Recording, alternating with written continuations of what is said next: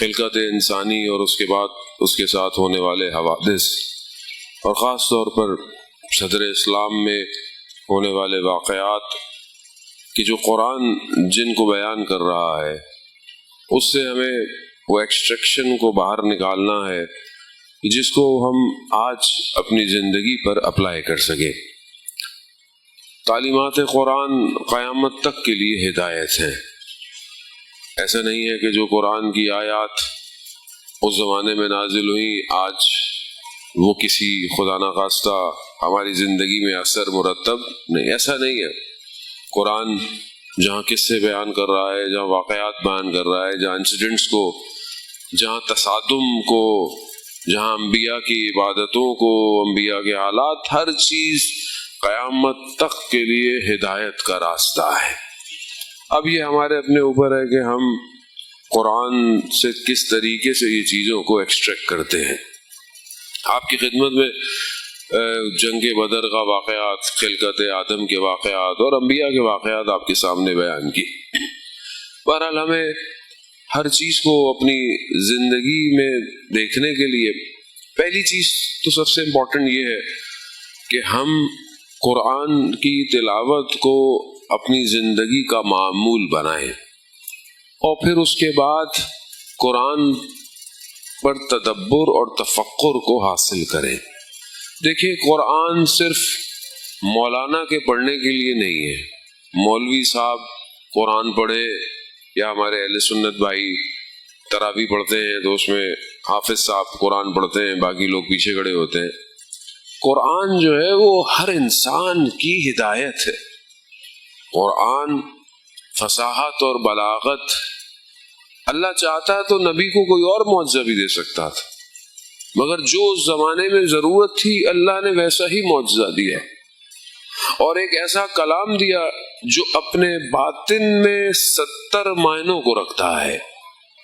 جتنا انسان کی معرفت بڑھتی ہے، جب وہ آیت کو دیکھتا ہے اور جب اور انسان اپنی معرفت کو انہینس کرتا ہے تو وہی آیت اس کو کچھ اور سمجھاتی ہے، لیکن اس کے لیے ضروری ہے کہ انسان اپنے وجود کو پاک کرے، اپنے باطن کو اس قابل کرے کہ وہ قرآن تک۔ اب ہم ظاہر ہے ہم جس دنیا کے اندر انڈلج ہیں اور ڈوبے ہوئے ہیں اور ہر چیز ہمیں پکڑ کے رکھا ہوا، اس میں سب سے بڑا مشکل کام ہے کہ انسان قرآنی زندگی بنا پائے۔ تو کوشش کریں، بہرحال آپ ماہ مبارک رمضان ایک بڑی اپرچونٹی ہوتی ہے، اس میں قرآن کے دروس ہوتے ہیں، اور عام زندگی میں ابھی تو آپ کے پاس یوٹیوب ہے، سب کچھ ہے، ابھی تو آپ کو کہیں جانے کی ضرورت بھی نہیں ہے۔ ہم نے بھی کوشش کی ہے، ڈیزائن کی ایک اپلیکیشن سبیل قرآن ایک اپلیکیشن ہے، آپ اس کو ڈاؤن لوڈ کریں، اس میں ہم ڈیلی کی تفسیر بھی ڈالتے ہیں، تفسیر المیزان، تفسیر نمونہ، تفسیر جو آیت اللہ محسن قراتی کی اردو زبان میں، انگلش زبان میں، آپ خوب انسان سمجھے کہ اللہ کیا کہنا چاہ رہا ہے۔ لیکن جو بہت چیز امپورٹنٹ ہے وہ قرآن کو حاصل کرنے کے لیے لقمہ ہے، لقمہ۔ اگر انسان کا لقمہ ٹھیک نہیں ہوگا تو یہ قرآن اس کے اوپر اثر نہیں کرتا۔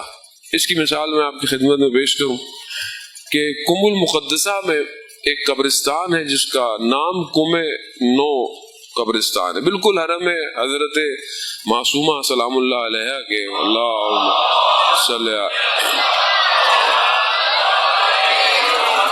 حرم کے بالکل سامنے ایک قبرستان ہے، اس میں ایک قبر ہے کربلائی کاظم کی۔ مشہور تھے کہ انہیں قرآن حفظ تھا، لیکن ایسا حفظ تھا کہ انہوں نے کسی سے پڑھا نہیں تھا، اور کیونکہ وہ پڑھے لکھے آدمی نہیں تھے، وہ کسان تھے، فارمر تھے۔ بس وہ یہ کرتے تھے کہ جب گندم نکلتی تھی، جس کے پاس کام کرتے تھے، تو جب تک اپنی گندم نہیں لیتے تھے جب تک وہ زکوٰۃ نہیں دیتا تھا، اور اپنی گندم کو بھی اس میں سے جو اللہ کی راہ میں نکلتا تھا اسے دیتے۔ ایک دن دوپہر کو تھکے ہارے ایک امام زادے کے مرقد پہ آرام کر رہے تھے، دیکھا 2 گھوڑے سوار آئے، اور انہیں سے بولا کربلائی کاظم تم قرآن پڑھو۔ اس نے کہا میں پڑھا لکھا ہی نہیں ہوں، میں پڑھا لکھا نہیں ہوں، میں قرآن کیسے پڑھوں؟ انہوں نے اس کے سینے پہ ہاتھ رکھا، اس نے قرآن کی تلاوت شروع کر دی، یعنی گویا اسے محسوس ہوا قرآن اسے حفظ ہو گیا ہے۔ اب جس گاؤں میں رہتا تھا تو ظاہر ہے وہاں کے لوگ جانتے تھے کہ یہ ایجوکیٹڈ نہیں ہے. جب اس نے وہاں مولانا صاحب کو قرآن سنایا وہ بڑے پریشان اور حیران ہو گئے کہ اس کو قرآن حفظ ہو گیا. اس کو لے کر وہ کم آ گئے. کم میں آیت اللہ برجردی کا زمانہ تھا, بہت بڑے مراجع دین تھے عالم اسلام کے. اس زمانے میں انہوں نے ٹیسٹ لیا, پتہ نہیں قرآن حفظ ہو گیا. اب ان کو کتاب پکڑائی جس پر زیر زبر نہیں ہوتا, ایسی عربی کی کتاب. اب جہاں قرآن کی آیت ہوتی تھی یہ صرف وہیں پر انگلی رکھتے تھے. تو ان سے پوچھا بھئی آپ کو کیسے پتہ, ساری عربی ہے تو آپ کو کیسے پتہ چلتا ہے قرآن کون سا ہے؟ کہا جہاں قرآن ہے وہاں مجھے نور نظر آتا ہے, نور نظر آتا ہے. اب یہ ظاہر ہے پاکیزگی تھی. ایک دن کسی نے کھانے پہ بلایا, کھانے پہ گئے, جب واپس آئے تو دیکھا جو حفظ ہے وہ اڑ رہا ہے, بھول رہے ہیں. تو انہوں نے پوچھا کہ یہ جس کے گھر مجھے کھانے پہ لے گئے تھے یہ اپنے شرعی واجبات ادا کرتا ہے, یعنی زکوٰۃ دیتا ہے, خمس دیتا ہے؟ وہ کہا کہ نہیں, گڑبڑ ہے. تو انہوں نے جا کر انگلی سے سب وومٹ کیا, سب باہر نکالا. لقمہ بہت امپورٹنٹ ہے. آج اگر ہمارا دل نہیں چاہتا قرآن پڑھنے کو, قرآن سننے کو, تو پرابلم قرآن میں نہیں ہے, پرابلم میری ہے. میرا انٹرنل سافٹ ویئر وائرس میں لگا ہوا ہے, مجھے اس وائرس کو دور کرنا ہے. اب یہ وائرس کہاں سے آیا ہے؟ یہ وائرس جو میں لے رہا ہوں وہیں سے آ رہا ہے, جو سوچ رہا ہوں, جو بول رہا ہوں, جو دیکھ رہا ہوں, جو سن رہا ہوں. خاص طور پر لقمہ, یہ بہت ضروری ہے کہ بہرحال میں آپ کے سامنے اتنی تفسیریں پڑھتا رہوں, مطلب میں کو مفسر نہیں ہوں, میں نے ترجمہ ہی کرنا ہے آپ کے سامنے, لیکن یہ میرے دل میں اتریں گی یقیناً. سب سے پہلے میں یہ نصیحت اپنے آپ کو کر رہا ہوں کہ میں اپنے لقمے کو بہتر کروں. امام جعفر صادق علیہ الصلوۃ والسلام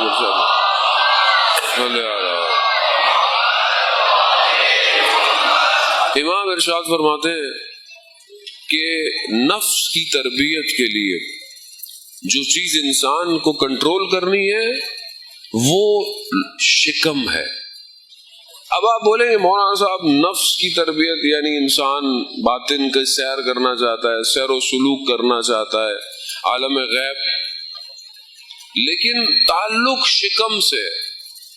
روایات کی ساری حصہ جس کا تعلق نفس کے قابو سے ہے وہ لقمے سے. جس نے اپنے لقمے کو کنٹرول کر لیا اس نے اپنے نفس کو کنٹرول کر لیا, اور یہی امتحان بھی ہوتا ہے. تو اس لیے بہت ضروری ہے کہ جب آپ دسترخوان پہ بیٹھے, جب آپ کہیں دعوت میں جائیں, جب آپ کسی بھی جگہ پر ہو, آپ اگر اپنے لقمے کو کنٹرول کر گئے تو آپ اپنی باقی خواہشات پہ بھی قابو پا لیں گے. کیوں کہا جاتا ہے جوان کو کہ اگر شہوت کنٹرول نہیں ہو رہی تو اسے چاہیے کہ وہ ہفتے میں 2 دن روزے رکھے. کیوں؟ کیونکہ روح کو پاکیزگی بھوک دے سکتی ہے, اور بھوک بھی ایسی کہ جو خدا کے راستے میں ہو. صرف بھوکا نہ ہو, اللہ کے راستے, صرف بھوک نہیں ہے بلکہ جب وہ روزہ رکھتا ہے تو شکم بھی کنٹرول میں ہے, ذہن بھی کنٹرول میں ہے, نگاہیں بھی کنٹرول میں ہے. وہ بھی یہ تربیت ہے. تو بہرحال یہاں انسان جو ہے وہ اپنی زندگی کو آگے بڑھے. ایک اور حدیث میں امام جعفر صادق علیہ الصلوۃ والسلام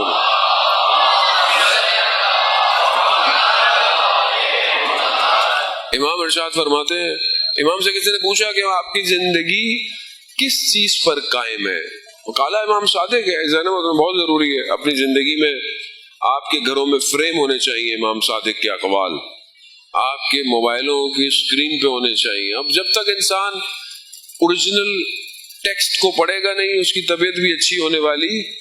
امام سے پوچھا آپ کی زندگی کس چیز پر قائم ہے, یعنی کون سے اصول ہیں جس پر آپ کی زندگی ان پلرز کے اوپر ہے. امام کہتے ہیں کہ 4 پلر پر یہ سسٹم قائم ہے.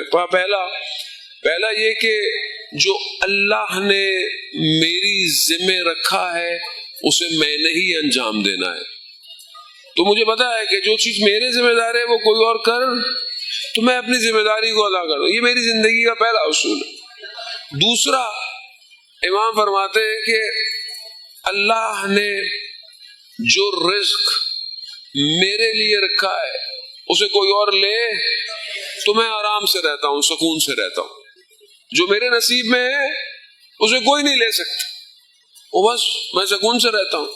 وہ بھی یہ ہماری زندگی کا تو سب سے بڑا مسئلہ ہی کہ ہمیں سب چیزوں پہ سکون ہے سوائے رزق کے. رزق روزی جب خدا حضرت موسیٰ علیہ السلام جب اپنے گھر کو کہا نہ چھوڑ کے نکلیں اور تبلیغ پہ جائیں تو حضرت موسیٰ کو فکر ہوئی کہ میرے گھر والوں کا میری اولاد کا کون کرے گا. تو اللہ نے حضرت موسیٰ سے کہا عصا کو پتھر پہ مارو. جب عصا کو پتھر پہ مارا نہ پتھر ٹوٹا تو پتھر کے اندر ایک کیڑا تھا. تو پروردگار نے کہا کہ موسیٰ ہم اس کیڑے کو بھی رزق دے سکتے ہیں تو ہم تمہارے گھر والوں کو رزق کیوں نہیں دیں گے. اب مسلمان کا سب سے بڑا مسئلہ یہ ہے کہ اسے اللہ تو پتا ہے لیکن اللہ کے اس معاملے پہ یقین جانا ہونا بہت ضروری ہے. دیکھیں شاید میں نے آپ کی زندگی میں پہلے بھی اس بات کو بیان کیا کہ حضرت محمد مصطفیٰ صلی اللہ علیہ وآلہ وسلم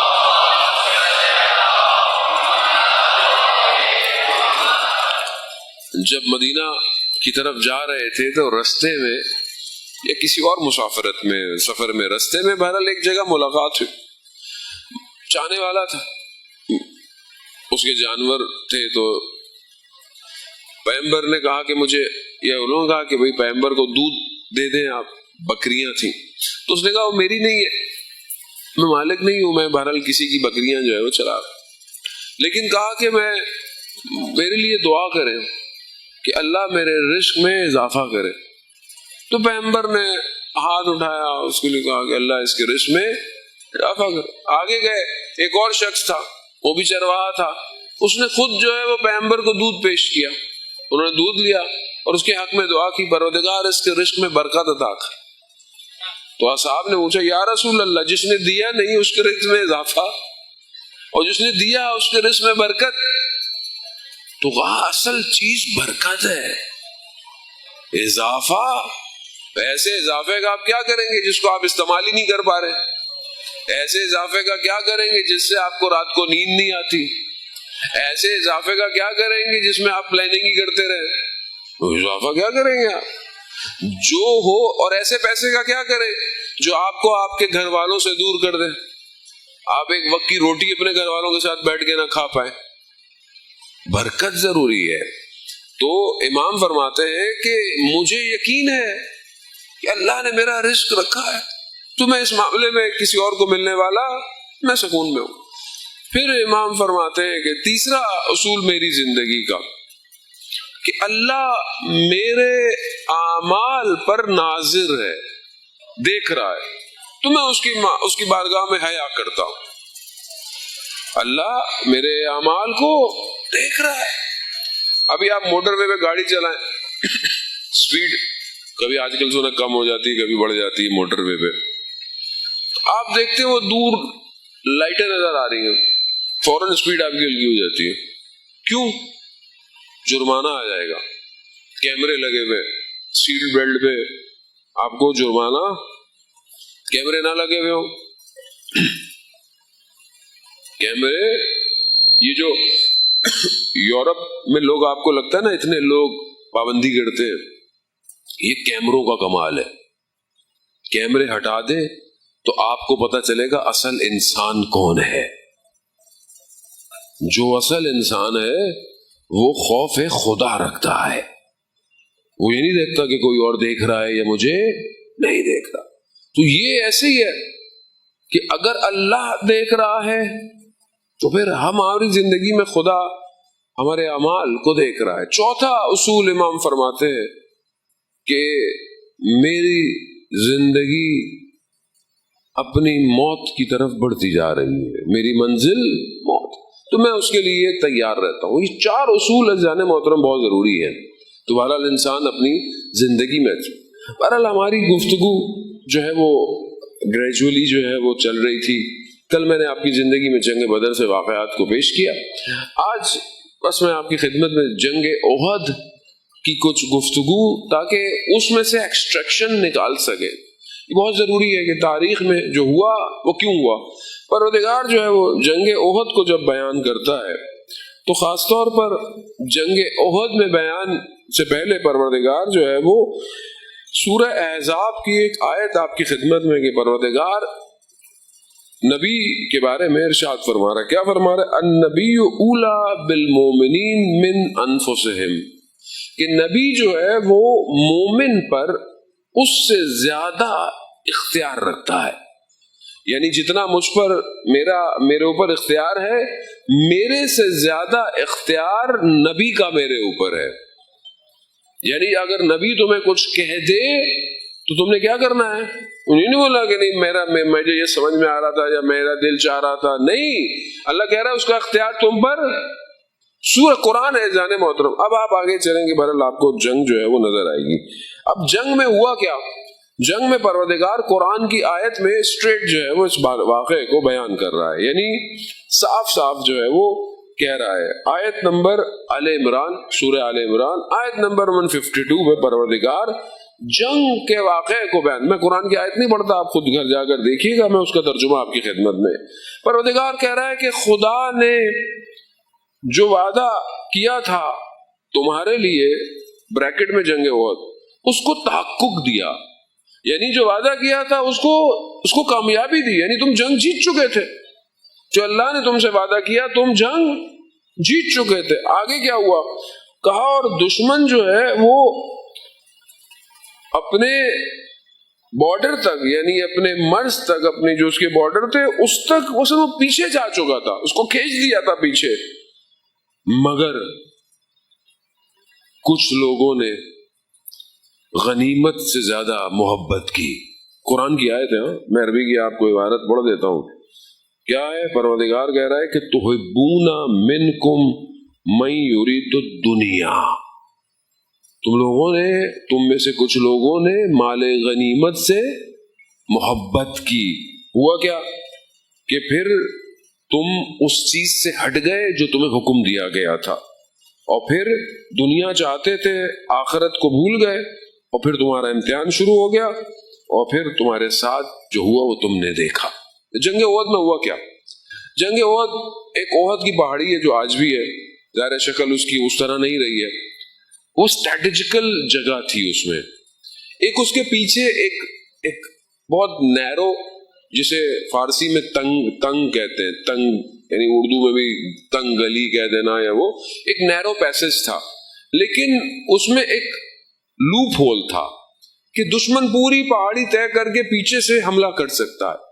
تو پیغمبر جانتے تھے، پیغمبر صرف مسجد میں نماز پڑھانے تو نہیں آئے تھے، پیغمبر وار اسٹریٹجیکل پلانر بھی تھے، اکنامکس بھی تھے، سب کچھ ان کے پاس ظاہر ہے. اللہ کی اسلام کی حکومت ڈالنی تھی تو پیغمبر کو پتا تھا کہ کس کو کہاں کھڑا کرنا ہے. تو پیغمبر نے کچھ مسلمانوں کو اوپر کھڑا کیا ادھر کہ تم نے ہٹنا، اگر ہم جیت کر مکہ بھی چلے گئے تم نے ہٹنا، ہم ہار کر مدینہ چلے گئے تم نے ہٹنا. پیغمبر نے کہا تھا. اور قرآن کہہ رہا ہے کہ نبی تم پر تم سے زیادہ حکم رکھتا ہے، ارادہ رکھتا ہے. تم نے نبی کی بات، اور قرآن ان اپنی باتوں کو اور بھی سٹرونگ کر رہا ہے. سورہ نساء کے اندر بھی کہہ رہا ہے، پروردگار کیا کہہ رہا ہے کہ فلا وربک لا یؤمنون حتی یحکموک. پروردگار کہہ رہا ہے کہ پروردگار کی قسم کہ جو مومنین حقیقی نہیں ہو سکتے مگر یہ کہ وہ آپس کے نزاع اور اختلاف پر نبی کو اپنا داور بنائے. نہیں، نبی کو اپنا ایک ایسا جج بنائے، نبی تمہارے اختلافات کو دور کرے. تم حقیقی مومن نہیں ہو سکتے. مسلمانوں نے کیا کیا؟ جنگ تو جیت گئے. مسلمانوں نے تو ایسا مارا ان کو، یار پچھلی جنگ جیتی ہوئی تھی، جنگ بدر مضبوط تھے، حوصلہ مضبوط تھا. جنگ احد میں بھی مارا، دشمن پیچھے تک بھاگ گیا. اب جب بھاگا تو وہ جو اوپر کھڑے ہوئے تھے انہوں نے دیکھا کہ نیچے مال غنیمت لوگ لے رہے ہیں. اب ان کو کہا بھائی ہمارا کیا ہوگا، ہمارا کیا ہوگا. بس رسول کی بات نہیں مانی، دنیا اور مال کی محبت، جگہ چھوڑ دی. جیسے ہی جگہ چھوڑی دشمن پیچھے سے وارد ہو گیا اور اس نے وہ حملہ کیا کہ کچھ لوگ ایسے بھاگے کہ کئی دن تک بھاگتے رہے. ایسی تاریخ کی کتابوں میں لکھا ہوا ہے، کئی دن تک بھاگتے رہے. لیکن زخمی ہو گیا نا, بہت حملہ, اٹیک, ٹھیک ٹھاک اٹیک تھا وہ, اور رسول کے اوپر کیا, مگر کام وہی آیا جو نظام الہی تھا,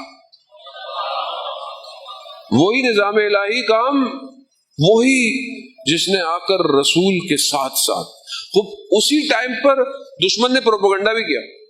دشمن کا کام آپ کو پتا ہے پروپیگنڈا ہے, آج کل سوشل میڈیا ہے, propaganda war is there always.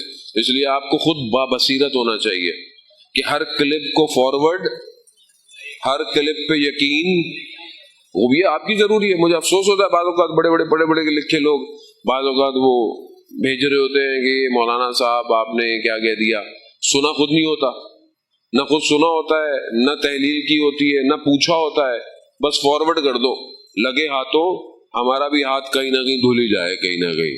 وہ پروپیگنڈا, دشمن نے پروپیگنڈا کیا, رسول دنیا سے چلے گئے, مورل ڈاؤن. مگر وہیں علی نے آ کر رسول کے ساتھ, اس لیے کہتے ہیں کہ اس دن جو ضربت لگی امیر المومنین کو, وہ عابدوں کی سالوں کی عبادت سے افضل ہے, افضل ہے. ضربتو یوم احد کی یہی ہے نا کہ ضربت, یا خندق کی, بہت معذرت کیجیے گا, مکس ہو جاتی ہیں جنگیں بہت زیادہ ہیں, وہ بھی اس کو سمجھنے کی کوشش کریں. بہرحال رسول خدا کو ان کے دان بھی شہید ہوئے اسی جنگ احد میں. حضرت حمزہ کی شہادت اسی جنگ میں ہوئی, آپ کے سامنے سب کچھ ہوا. کیوں ہوا؟ مسلمان نے جگہ, خوب یہ اس کو سمجھنا ہے کہ اب جو ایسی اسٹیٹیکل جگہ کو بچا کے رکھے وہی جیتتا ہے. یہ جو جوان آج کھڑے ہوئے ہیں نا آپ کو, وہ تنگے احد تھا, یہ تنگے, یہ کون سا تنگ ہے جو آج جوان کھڑے ہوئے ہیں؟ وہ تنگے ہرمز ہے نا. انہوں نے جنگ بڑھی ہوئی ہے کہ رسول نے کہا ہے کہ اسٹیٹیکل جگہ کو چھوڑنا, خوب جب آپ نہیں چھوڑیں گے تو فتح بھی اللہ نے آپ ہی کے لیے رکھی ہوئی ہے. قرآن ایکسٹریکٹ دے رہا ہے نا, قرآن تو پرومپٹ دے رہا ہے آپ کو کہ بھائی رسول نے کہا نہیں چھوڑنا. اب ظاہر ہے وہ جنگیں وہ تھی, لیکن انسان بولتا ہے کہ جو اسٹریٹجیکل جگہ ہے اس کو نہیں, اور آپ کسی میں پوری طاقت یہی لگی ہوئی کہ اسٹریٹجیکل جگہ موو ہو جائے, یہ ہٹ جائے. خوب جنگ یہی سکھاتی ہے آپ کو, کربلا یہی سکھاتی ہے کہ گردن کٹ جائے مگر قدم پیچھے نہیں ہٹنا. اور کسی نے نہیں ہٹایا, سب بدن کے ٹکڑے کرا دیے مگر کوئی پیچھے نہ وہ ہٹے, نہ وہ کارواں کہیں پر جا کر اس نے کہا کہ ہمارے ساتھ کیا ہو گیا.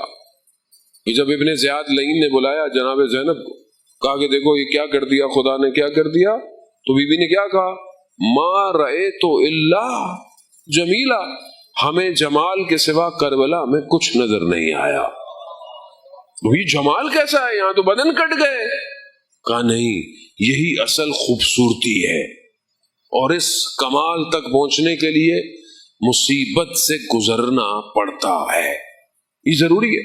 وہ یہ جنگ احد کے تھکے ہوئے زخمی یہ لوگ تھے, اور اس کے بعد آپ کے سامنے جو حالات ہوئے, پھر دشمن ایک اور جگہ جمع ہونا شروع ہو گیا, اور وہ ایک اور جگہ تھی, اور وہاں پر انہوں نے کہا کہ بھائی ابھی تو یہ زخمی ہیں, ہارے ہوئے ہیں, ان کو ایک آخری ہٹ دے کر ختم کر دو. عزیزان محترم, اسلام اتنے آرام سے نہیں ملا آپ کو, اور ہم نے کبھی توجہ ہی نہیں دی کہ پیغمبر نے کیسی زندگی گزاری ہے. مسلمانوں نے, مہاجرین اور انصار نے کتنی تکلیفیں اور زحمتیں برداشت کی ہیں اسلام کے لیے. کفار ڈٹے ہوئے تھے کسی طریقے سے اسلام کو نابود کر دیا جائے, کسی طریقے سے رسول کو ختم کر دیا جائے. اور آج مسلمانوں کی حالت دیکھیں, ایک دوسرے کو ختم کرنے میں لگے, فرقے واریت, نفرتیں.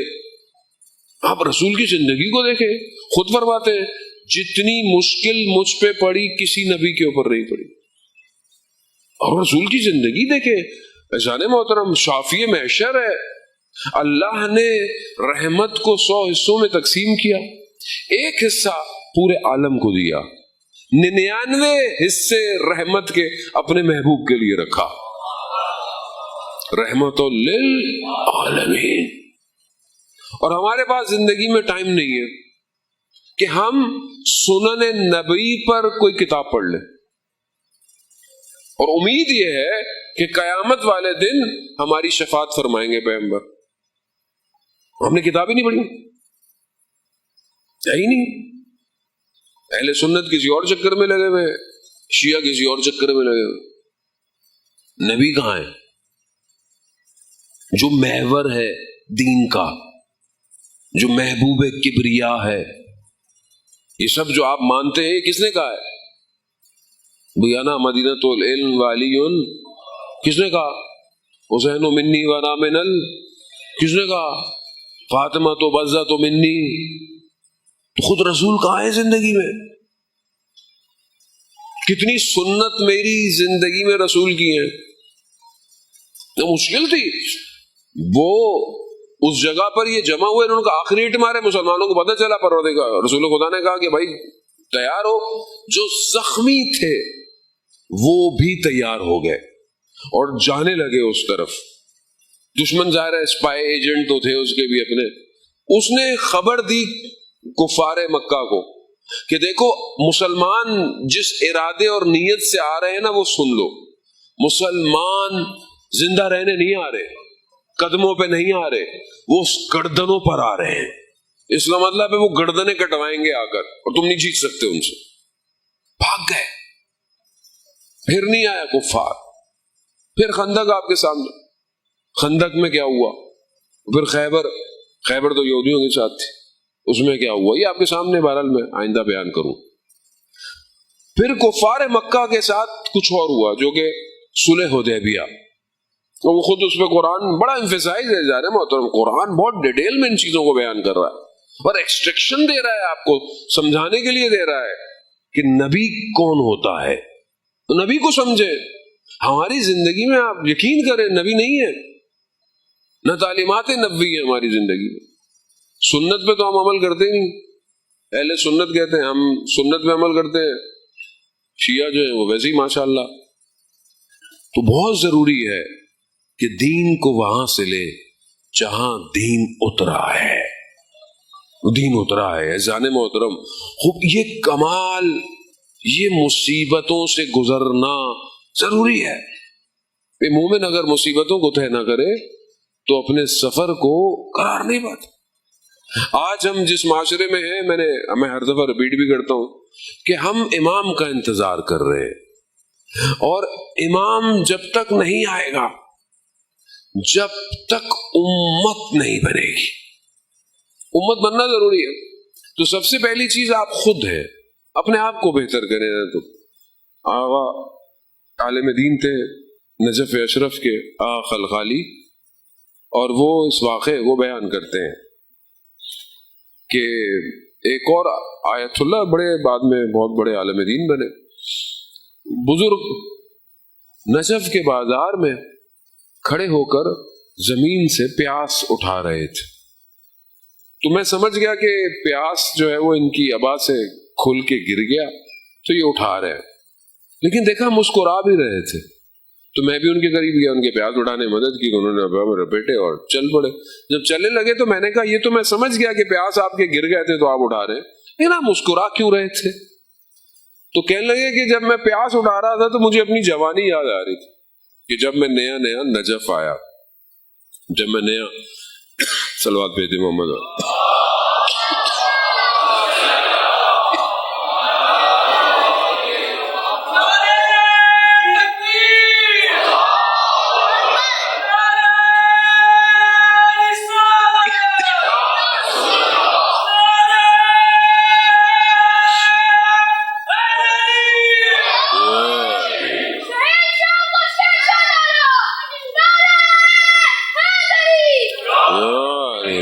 جانے محترم، اب وہ عالم دین نے بتایا کہ جب میں نیا نجف آیا تو میں فائنینشلی بڑی ساؤنڈ فیملی، تو میرا لباس بہت فاخر ہوتا تھا، اور جو میرے ہاتھ میں تسبیح تھی نا وہ بھی 1,00,000 درہم کی ہوتی تھی. تو میں مولا کے حرم میں صحن میں کھڑا تسبیح پڑھ رہا تھا. تو تسبیح ٹوٹ گئی. تسبیح ٹوٹی تو اس کے دانے بکھر گئے. گو کہ بہت مہنگی تسبیح تھی، لیکن نفس نے اجازت نہیں دی کہ اٹھ کے دانے اٹھاؤں. اور آج بازار میں پیاس گر گئے تو اٹھا رہا تھا. اسی لیے مسکرا رہا تھا میں کہ جوانی میری کیسی تھی اور اب میں کیسا ہو گیا ہوں. نفس اجازت نہیں دیتا. میں جھکوں، میں معافی مانگوں، میں بات سن لوں، یہی برباد ہے انسان. یہ ترقی کی سب سے بڑی رکاوٹ انسان ہے. مطلب روایت میں امیر المومنین حضرت علی ابن ابی طالب علیہ السلام اللہم صلی علی محمد، امام ارشاد فرماتے ہیں کہ انسان کی زندگی میں جہاں بہت سارے نشے ہیں جس پر مست ہو جاتا ہے انسان، اس میں ایک نشہ علم اور دانش کا ہے. علم، بعض اوقات انسان علم حاصل کرتا ہے وہی اس کو تکبر میں لے آتا ہے. میں نے اتنی کتابیں پڑھی، میں پی ایچ ڈی، میں ایم فل کیا ہوا، اور حدیث کہتی ہیں کہ علم حجاب اکبر ہو جاتا ہے. اور علم کوئی بھی ہو، یہ مت سمجھے کہ دینی تعلیم کا علم حجاب نہیں بنتے. دینی تعلیم کا علم بھی حجاب بن جاتا ہے.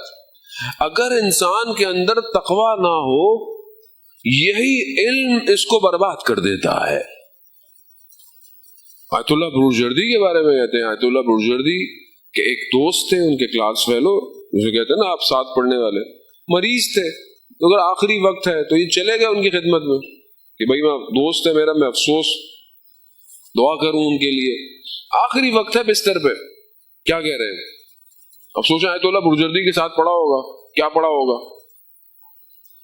ان کو کہہ رہے ہیں کہ خدا نے میرے ساتھ کیا کیا، تمہیں اتنا بڑا مراجع بنا دیا اور مجھے. علم، تربیت نہ ہو تو علم یہاں لے جاتی ہے. تو یہ بہت ضروری ہے کہ انسان اپنے نفس کی تربیت کرے. کہاں کرے تربیت؟ مولانا صاحب کہاں کرے؟ وہ ڈیلی لائف میں، زندگی میں. آپ کا امتحان کہاں ہوگا؟ آپ کا امتحان یہی آپ کی زندگی میں ہوگا. آپ کا امتحان کوئی جوپیٹر یا پلوٹو پہ تو جا کے تھوڑی ہوگا کہ آؤ امتحان دینے آؤ. امتحان یہی ہے آپ کا، صبح شام آپ کا امتحان ہے. آپ کو اپنے نفس کو مہار دینی ہے، اور جب آپ مہار دیں گے تبھی آپ پرواز کریں گے. یہ پرواز ممکن نفس میں گھرا رہے، خواہشات میں جکڑا رہے، یہی ٹیسٹ ہے. میں بہرحال آپ جوان ہیں جان محترم، میں صرف مشکل آئیڈینٹیفائی کرنے نہیں آیا آپ کے لیے، سولوشن کے لیے کہ ہم کیا کریں گے. یہ ہماری مصیبت والا بیسٹ سولوشن ہے. میں روایات کو ذرا میں آپ کو ایک ایک کر کے نہیں، خلاصہ آپ کی خدمت میں. کچھ چیزیں ایسی ہیں کہ جو انسان کے تکبر کو، غرور کو ختم کر دیتی ہیں، اور وہ سحر کے وقت میں بیدار ہونا ہے. جو آدمی بغیر اس کے کہ کوئی اسے دیکھ رہا ہے، وہ جب اپنے رب کے لیے اٹھتا ہے تو خدا پورے عالم کو اس کے لیے جھکا دیتا ہے. حدیث قدسی ہے، پروردگار اپنے ملائکہ سے کہتا ہے کہ جب نیند میں، پروردگار نیند میں میرا بندہ کھڑا ہوا ہے، قیام کر رہا ہے، قیام اللیل کھڑا ہوا ہے، اور نیند میں اس کی تھوڑی اس کے سینے پہ لگے، تو خدا ملائکہ سے کہتا ہے گواہ رہنا، میں نے اسے وہ سب کچھ دے دیا جو وہ یہ چاہتا ہے. تو آج آپ کچھ بھی چاہے، آپ دنیا چاہیے. حدیث و روایات ہیں. آیت اللہ قاضی طباطبائی بھی فرماتے تھے کہ دنیا چاہیے تو بھی تہجد ہے، دین چاہیے تو بھی، جو کچھ چاہیے اذان موت. آج معاشرے کا مسئلہ ہے، آپ اپنے آپ کو کیسے بچائیں گے؟ آپ صبح یونیورسٹی میں جاتے ہیں، آپ صبح آفس جاتے ہیں، آپ بازار جاتے ہیں، آپ اپنی آنکھوں کو کیسے بچائیں گے؟ جنگ میں کھڑا ہو کر کوئی بھی اپنی ٹریننگ نہیں کرتا، ٹریننگ چھاونی میں ہوتی ہے. اور جوان کی چھاونی اللہ کی بارگاہ میں مصلی ہے، مصلی ہے، چھاونی ہے، اپنے آپ کو ٹرین کرو، اس کی بارگاہ میں گفتگو کرو، اس سے باتیں کرو، اس سے مناجات کرو۔ وہ بہت سارے لوگ بہرحال کہتے ہیں کہ زندگی میں بہرحال جانے محترم رزق کے لیے بھی بیسٹ فجر کا وقت، فجر کا وقت جب سورج طلوع ہوتا ہے، صبح صادق سے لے کر طلوع فجر 1-1.5 گھنٹے کا ٹائم ہے۔ اس 1-1.5 گھنٹے میں جو بیٹھ کر تسبیحاں پڑھتا ہے، ذکر تعقیبات نماز فجر سب سے زیادہ ہے، جو اس ٹائم بیٹھ جائے اللہ اسے کبھی مایوس نہیں ہونے دیتا، نہیں دیتا۔ حکیم لقمان آپ کے سامنے نا، وہ حکمت کی باتیں کرتے تھے، تو ان کا جو بھی ایک جگہ پر روایت کہتی ان کا مالک تھا، تو وہ اکثر اپنے اس کو کہتے تھے بھائی صبح اٹھا کریں، جانور بھی اٹھتے ہیں اور اللہ کی حمد و ثنا کرتے ہیں، تو تم بھی اٹھ کے کیا کرو۔ تو وہ کہتے تھے اللہ رحمان ہے، رحیم ہے، اللہ بخشنے والا ہے۔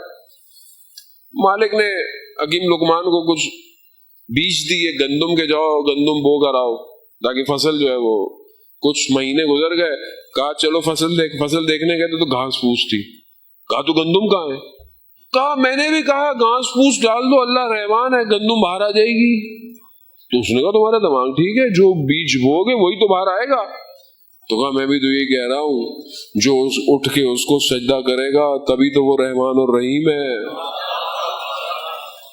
رحمان اور رحیم ہے وہ، لیکن تم بھی تو کچھ کرو۔ تو جان محترم آپ جوان ہیں، یہ زندگی پھر نہیں آئے گی، امام کو جوان کی ضرورت ہے، اور اگر یہ جوان آج اپنی تربیت نہ کر پایا تو یہ کربلا نہیں پہنچ سکتا۔ جو کربلا آئے تھے وہ سب چھوڑ کر کربلا پہنچے تھے۔ جب امام آ جائے پھر کوئی رشتہ، پھر کوئی ڈیزگنیشن، پھر کوئی پوسٹ مانے نہیں رکھتی۔ امام کسی نے آ کر یہ نہیں کہا حبیب جیسا شخص جو کہ اصحاب بھی ہے، بزرگ بھی ہے، وہ بھی، اور جون جیسا شخص وہ بھی، سب السلام علیکہ یا اصحاب الحسین۔ کمال، یہ ہے کمال۔ تو ہم بھی اپنی زندگی کو ایسے ہی کریں گے۔ جون جو کہ غلام ہے، حضرت ابوذر کا غلام تھا، اہل بیت کو عطا کر دیا۔ جون کا کام زرع اور لوہے کی چیزوں کو سیدھا کرنا تھا۔ رسول امام حسین نے جون سے روز عاشورہ کہا جون اب تمہارا کام نہیں ہے، تم جا سکتے ہو۔ جون کے آنکھوں میں آنسو آئے، کہا آپ مجھے جانے کا اس لیے کہہ رہے ہیں کہ میرا رنگ سیاہ ہے، میرے بدن سے خوشبو نہیں آتی، میری حسب اور نسب آپ سے ملتی نہیں ہے۔ جون کو پتہ ہی نہیں تھا کہ کس کے سامنے کیا بات کر بیٹھا۔ کریم حسین کہا نہیں جون جاؤ جنگ میں جاؤ۔ جانے لگا، کہا پروردگار اس کے رنگ کو سفید کر دے، اس کے بدن کو معطر کر دے، اس کے حسب نسب کو ہمارا حسب نسب شمار کر۔ جون گیا، یہ ہے حسین۔ عزیزان محترم، مگر جب 28 رجب کو یہ کارواں تیار ہونے لگا تو وہ جن لوگوں نے جانا تھا تو دیکھا جناب زینب نے ان کا نام نہیں ہے، تو کہا بھائی ہمارا نام؟ کہا آپ اپنے شوہر سے پوچھیں، امام ہے نا، شریعت کا پاسدار ہے، تو آپ کے شوہر زندہ ہیں، آپ ان سے پوچھیں۔ عبداللہ ابن جعفر مریض ہے، غش کی حالت میں، بی بی بیٹھ گئی، رونے لگی، سسکیاں لی، آنکھ سے آنسو گرا، جیسے ہی بدن پہ لگا آنکھ کھل گئی۔ کہا شہزادی رو کیوں رہی ہے؟ کہا بھائی مدینہ چھوڑ کے جا رہے ہیں۔ تو کہا کیا ہوا، آپ بھی جائے؟ کہا وہی اجازت لینے آئی ہوں۔ کہا نہیں، یہ تو ہمارے نکاح میں شرط تھی کہ جب حسین جائیں گے تو آپ ان کے ساتھ جائیں گے۔ بی بی اٹھی جانے لگی، کہا رکیے رکیے، یہ میری 2 نشانیاں بھی لے جائیے گا، جب وقت آئے تو انہیں قربان کر دیجیے گا۔ عزیزان محترم، اہل بیت کے گھر کے برابر میں ایک صحابی کا گھر تھا۔ صحابی بزرگ تھا اور کان بھی بھاری تھے، اونچا سنائی دیتا تھا۔ کہتے ہیں جو بجلی گرجتی تھی اس کی بھی آواز نہیں آتی تھی، مگر 28 رجب کی رات ایک دم اٹھ گیا۔ زوجہ نے پوچھا کیا ہوا؟ کہا مجھے بجلی کے گرجنے کی آواز بھی نہیں آتی، مگر کچھ بیویوں کے رونے کی آواز آ رہی ہے۔ کہا یہ کون رو رہا ہے؟ تو زوجہ نے کہا یہ علی کی بیٹیاں مدینہ چھوڑ کے جا رہی ہیں۔ عزیزان وہ تھا، مدینہ چھوڑنا آسان نہیں تھا۔ مدینہ ماں کی بڑی نشانیاں تھی، مدینہ میں رسول کا روزہ تھا، مدینہ میں مدینہ چھوڑنا آسان۔ مدینہ چھوڑ دیا، سفر طے ہو گیا، روزے عاشور آ گئی۔ ہر ماں نے اپنے بیٹوں کو قربانی کے لیے بھیجا، بی بی نے بھی اونو محمد کو بھیجا، حجرے میں چلی، اپنے خیمے میں چلی گئی۔ اونو محمد لڑے، شہید ہو گئے۔ امام ان کے بدن کو لے کر آئے۔ اہل حرم نے دیکھا کہ زینب نظر نہیں آ رہی، کہ کہیں خیمے میں بے ہوش تو نہیں ہے۔ دیکھا جناب زینب سر سجدے میں، خدا 2 نشانیاں بھیجی ہیں، اسے اپنی بارگاہ میں قبول کر لے۔ خواتین نے کہا جناب زینب سے شہزادی اونو محمد آ گئے۔ کہا اونو محمد آ گئے؟ انہیں تو میں نے بھیجا تھا۔ اب جا کے کیا دیکھا، ایک طرف ایک طرف محمد کا بدن ہے، امام حسین کھڑے ہوئے، سر سجدے میں رکھا، خدا کی بارگاہ میں شکر کیا۔ ہر بدن آنے سے پہلے جناب زینب موجود ہوتی تھی کہ کہیں بھائی کو تنہائی کا احساس نہ ہو۔ سب پر روئی، مگر اونو محمد کے لیے گریا نہیں گیا۔ آخری وقت آیا، خیموں سے وداع کرنے کے لیے بھائی کو بلایا، ماں کی نشانیاں دی، بھائی خیمے سے باہر نکلے، سواری پہ بیٹھے، سواری چلنا شروع ہوئی۔ پیچھے سے بہن خیمے سے باہر آئی، مہلن مہلن یبن الزہرا، آہستہ چلو زہرا کے لال، آہستہ۔ ابھی تو مل کر آئے ہیں مگر نہیں۔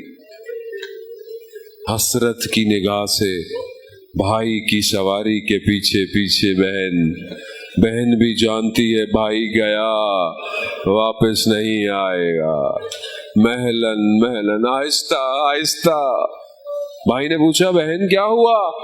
کہا ماں کی وصیت یاد آ گئی، ماں کا نام سننا تھا، امام حسین نیچے آ گئے۔ بہن نے تیت الحنک کا کپڑا ہٹایا، گلے پر بوسے دینا شروع کر دیے۔ ماں جانتی تھی میرے بیٹے کے ساتھ کیا ہونے والا ہے۔ خدا آپ کو اس کا اجر دے۔ عزیزان محترم، اہل معرفت ہیں آپ۔ ماں جانتی تھی بیٹے کے ساتھ کیا ہونا۔ بس عزیزان محترم، بس اختصار کے ساتھ اپنی نوکری ادا کرتے ہوئے عصر عاشور زین سے زمین پر ذوالجناح جانتا ہے وہ شاہد ہے، گواہ ہے کہ حسین کے ساتھ کیا ہوا۔ لوگوں نے گھیر لیا، جس کے پاس جو تھا سیدہ کی کمائی لوٹنے لگا۔ بہن کو بھائی نظر نہیں آتا، بہن اونچائی پہ چلی گئی، لیکن جب اونچائی پہ پہنچی تو کیا دیکھتی ہے؟ شمرن جالس علی صدر، شمر سینے پر بیٹھا، کنج خنجر لیے ضربتیں چلا رہا تھا۔ بہن کی صدائیں بلند ہوئی، واہ اباتا، واہ محمدا، واہ جدہ۔ شاعر اپنی زبان میں بیان کرتا ہے، خیموں سے قتل گاہ تک دوڑتی رہی، جب پہنچی تو دیر ہو چکی تھی۔ شمر کے ہاتھ میں سر تھا، جب پہنچی تو دیر ہو چکی، اور ایک ضعیفہ مدینہ سے نکلی، مگر جب پہنچی تو دیر ہو چکی تھی، اور کٹی ہوئی رگوں سے خون ٹپک رہا تھا، مگر جب پہنچی تو دیر ہو چکی تھی۔ عزاداران محترم، پورے راستے زینب اپنے بھائی کے سر کو دیکھتی رہی، پلٹی، مدینہ واپس جانے لگی تو مدینہ شہر کے دروازہ نظر آیا۔ بس ایک مرحلہ التوا سے دعا۔ جناب ام کلثوم سے بیان ہوتا ہے کہ جب مدینہ کے دروازے نظر آئے نا تو جناب ام کلثوم نے فرمایا، اے مدینہ کے دروازوں، ہم پر نہ کھلنا، ہم تاجوں کے ساتھ گئے تھے، ہم خاک لے کر آ رہے ہیں، ہم بھائیوں کے ساتھ گئے تھے، ہم کرتے لے کر آ رہے ہیں۔